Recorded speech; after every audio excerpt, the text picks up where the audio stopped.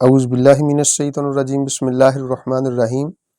آپ دیکھ رہے ہیں ہمارا YouTube channel H A Zahoori official. میں ہوں آپ کا ہوسٹ ڈاکٹر حبیب احمد ظہوری۔ آج ہم سورہ بقرہ شریف کی آیہ کریمہ نمبر 124 کے صوفیانہ اسرار و رموز بیان کرنے کی مالک کی بارگاہ سے توفیق حاصل کریں گے۔ اس آیہ کریمہ میں مالک کائنات نے حضرت ابراہیم علیہ السلام کا تذکرہ فرمایا ہے۔ ترجمہ سماعت فرما لیجئے۔ اللہ فرماتا ہے، اور جب ابراہیم کو اس کے رب نے کچھ باتوں میں آزمایا تو اس نے پوری کر دکھائیں، فرمایا میں تمہیں لوگوں کا پیشوا بنانے والا ہوں۔ عرض کی اور میری اولاد سے، فرمایا میرا عہد ظالموں کو نہیں پہنچتا۔ اس میں مفسرین کرام نے جو اس کے اسرار و رموز بیان فرمائے ہیں کہ خالق کائنات نے ارشاد فرمایا، ابراہیم کا روحانی درجات طے کرنے کا امتحان لیا تھا مالک کائنات نے، اور انہیں فرمایا کہ تم صبر، تسلیم، توکل، رضا وغیرہ پر سوار ہو کر قلب، سر، روح، خفا، وحدت،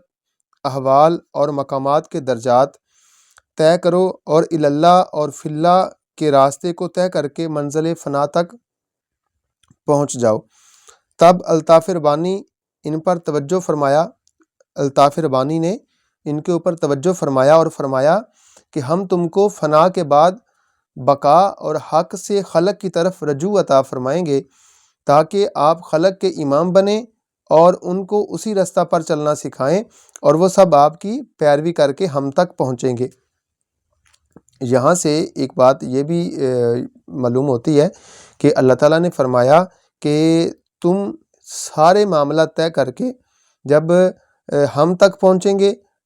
اور پھر جب آپ لوگوں کو یعنی کہ خلق کے امام بن جائیں گے اور ان کو آپ رستہ سکھائیں گے، اور پھر وہ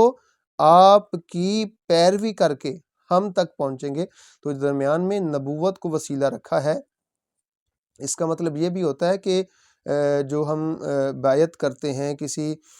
بزرگ کی، کسی پیر کی، ولی کامل کی، اس کا مقصد یہ ہوتا ہے، جیسے پچھلی ویڈیوز میں ہم نے بیان کیا ہے کہ کسی کی بیعت کرنے کا مقصد کیا ہے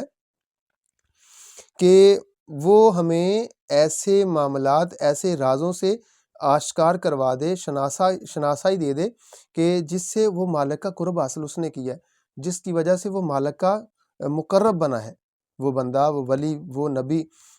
جو جس کی ہم نے پیروی کرنی ہے، وہ کام جو ان کو القاء ہوئے ہیں، جنہوں نے وہ کام یا جو کام انہوں نے کیے ہیں، ہمیں وہ کام بتائیں، ہم ان کے طریقے پہ عمل کر کے ہم بھی مالک کے مقرب بن جائیں۔ تو آپ نے عرض کی کہ میرے مولا میری اولاد سے بھی بعض کو درجہ امامت عطا فرمانے الہی ہوا کہ ان میں سے بعض تمہاری اقتداء چھوڑ کر ظالم ہو جائیں گے، یعنی کہ جیسے حضرت آدم علیہ السلام کی اولاد میں سے سارے مسلمان نہیں ہیں، کچھ کافر ہیں، کچھ ظالم ہیں، سارے معاملات جو ہیں وہ انسانیت جو چلانی تھی مالک کائنات نے، تو ہے تو ساری آدم کی اولاد، لیکن ان میں سے جو ایمان والے ہوئے، جو نبیوں پہ ایمان لے کے آئے، وہ تو مومن بن گئے، اور جنہوں نے نہ ایمان لائے وہ سرکش بن گئے، ظالم بن گئے اور کافر بن گئے۔ تو ایسے ہی جناب ابراہیم علیہ السلام کی اولاد میں سے اللہ تعالیٰ نے فرمایا کہ ان میں سے کچھ جو ہے وہ سارے تو ایمان والے نہیں ہوں گے نا، سارے تو جو ہے وہ کلمہ پڑھنے والے نہیں ہوں گے، تو اس لیے ہمارا وعدہ ان سے نہیں ہے۔ تو مطلب کہنے کا یہ تھا کہ امامت کا حقدار وہی ہوگا جو آپ کی پیروی کرے گا، نبوت کی پیروی کرے گا، جو اللہ والوں کی پیروی کرے گا، وہی امامت کا حقدار بنے گا، وہی اس کو ہم رہنما بنائیں گے، وہی کامل پیشوا ہوگا۔ تو راہ تصوف میں ابراہیم علیہ السلام امام الائمہ کہا جاتا ہے ان کو، اور یہ راستہ بغیر امام طے ہونا محال ہے، یعنی کہ بغیر رہبر کے انسان کسی منزل تک نہیں پہنچ سکتا۔ یہاں پہ مولانا روم بھی فرماتے ہیں کہ جب تو نے کسی بزرگ کو پکڑ لیا ہے، کسی پیر کی پیروی کر لی ہے، کسی بزرگ کی رہنما کی پیروی کر لی ہے، تو پھر جو ہے موسیٰ کی طرح خضر کے زیر حکم چل، پھر کیا کرنا ہے، پھر اس کی تابعداری کرنی ہے، اس کے حکامات کی پیروی کرنی ہے۔ حکم تو مالک کائنات کی ہوں گے نا، حکام بات جو ہے شریعت کی ہوں گے، لیکن ان میں کرنا کیا ہے، ان میں آپ نے اس کے اوپر استقامت لینی ہے، اس کے اوپر چلنا ہے۔ تو یہ آج کے تفسیری اسرار و رموز تھے آیت نمبر 124 کے۔ اللہ تعالیٰ کی بارگاہ میں دعا کرتے ہیں اللہ ہمیں اس کے اوپر استقامت عطا فرمائے، اور مزید ہماری ویڈیوز دیکھنے کے لیے ہمارے چینل کو لائک بھی کرتے رہا کریں، سبسکرائب بھی کرتے رہا کریں۔ اللہ آپ کا حامی و ناصر ہو۔ اللہ حافظ۔